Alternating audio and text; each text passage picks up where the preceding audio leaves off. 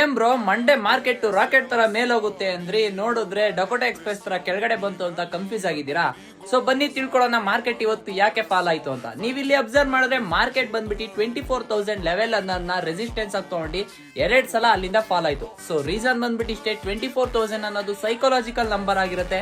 ಮತ್ತೆ ಅಲ್ಲಿ ನೀವು ಅಬ್ಸರ್ವ್ ಮಾಡಿದ್ರೆ COI ಕೂಡ ತುಂಬಾ ಅಂದ್ರೆ ತುಂಬಾ ಜಾಸ್ತಿ ಇರುತ್ತೆ. ಇದರಿಂದ ಈ ಒಂದು ಲೆವೆಲ್ಗೆ ಮೇಲ್ಗಡೆ ಮಾರ್ಕೆಟ್ ಹೋಯ್ತು ಅಂದ್ರೆ ಪುಟ್ ಹೋಲ್ಡರ್ಸ್ಗೆ ತುಂಬಾನೇ ಲಾಸ್ ಆಗುತ್ತೆ, ಇನ್ಸ್ಟಿಟ್ಯೂಷನ್ ಅವ್ರಿಗೆ.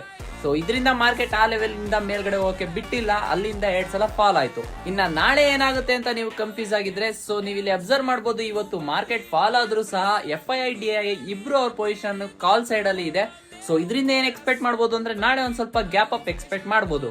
ಏನಾರ ಗ್ಯಾಪ್ ಅಪ್ ಜಾಸ್ತಿ ಆಗಿ 24,000 ಲೆವೆಲ್ ಮೇಲ್ಗಡೆ ಓಪನ್ ಆದ್ರೆ 24,000 ಲೆವೆಲ್ ರೀಟೆಸ್ಟ್ ಮಾಡಿ ಇನ್ನು ಮೇಲೆ ಹೋಗೋ ಚಾನ್ಸಸ್ ತುಂಬಾನೇ ಇರುತ್ತೆ. ಸೊ ಇದೇ ರೀತಿ ಹೆಚ್ಚಿನ ಅಪ್ಡೇಟ್ಗೆ ಈ ಒಂದು ಪೇಜ್ ನ ಫಾಲೋ ಮಾಡ್ಕೊಳ್ಳಿ, ಮತ್ತೆ ಟೆಲಿಗ್ರಾಮ್ ಗ್ರೂಪ್ ನ ಜಾಯ್ನ್ ಆಗೋದನ್ನ ಮರಿಬೇಡಿ.